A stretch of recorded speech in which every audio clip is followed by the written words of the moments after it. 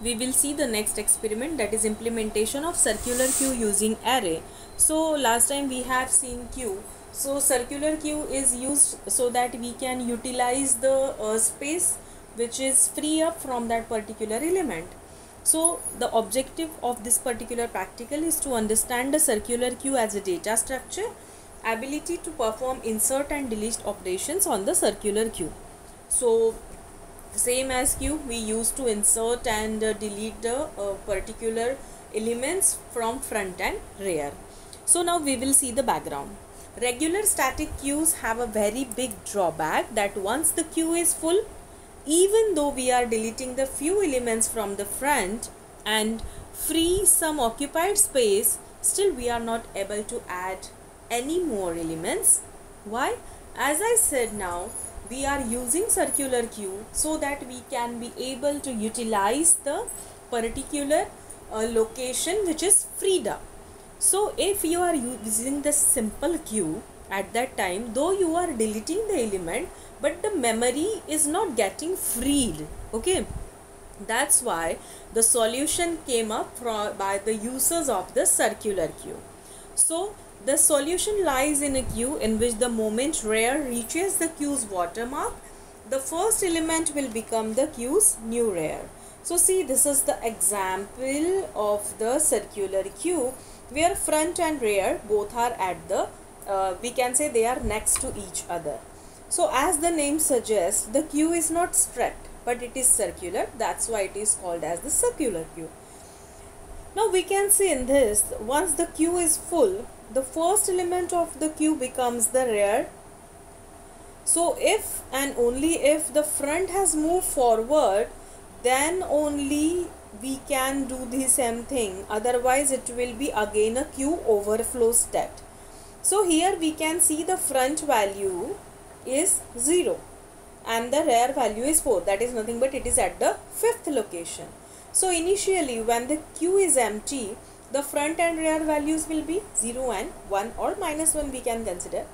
The queue has a null value for its element. Every time we add an element to the queue, the rear value will be incremented by 1 till it reaches its upper limit. That is nothing but the number of elements that we have defined. So the circular queue operations that is implemented by the bounded capacity.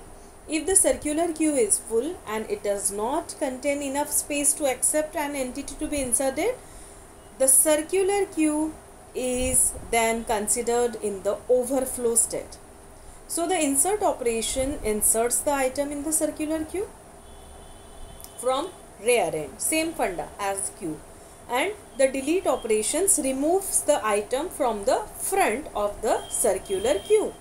So to add the element in the queue, rear is equal to rear plus 1 mod max size. Same way for delete, but we are using front only. So to insert, we are trying to insert or add some element in the circular queue. For delete, we are removing some items from circular queue, and display, we are displaying the contents of the circular queue. So these are the basic 3 operations that we are going to perform. So for steps in the insert operation, if rear of queue is pointing to the last position, so we will make the rear value as 0 or we will increment the rear value by 1.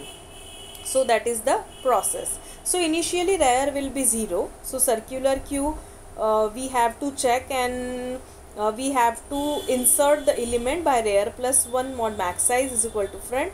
If they both are equal, then we will write it as overflow. Otherwise we will be inserting the particular item. Now for deleting, we will be doing the same thing, only the difference is that in spite of rear, the front end is used. So if the queue is empty, we will quit. Otherwise we will put the null value at the position pointed by front, increment the front by 1, and then we will continue. For display, we will be checking front is less than rear. Simply print the queue from front to rear. If front is greater than rear, then print the queue from rear to max size and the first position to print. So these are the 3 operations that we are performing on circular queue. That is nothing but the insert, delete and display. So this is our particular program. So circular queue implementation through array. So we have defined a maximum size 5. Then front and rear we have already initialized as 0. We have to check first the queue is full or not. For that, check the size of front and rear. If both are equal, so it is full, otherwise we can insert the element. Same we will be checking for empty. If your front and rear both are at the same position, it is empty, otherwise we will be deleting the element. Now for adding the particular element, first we have to check the queue is full or not.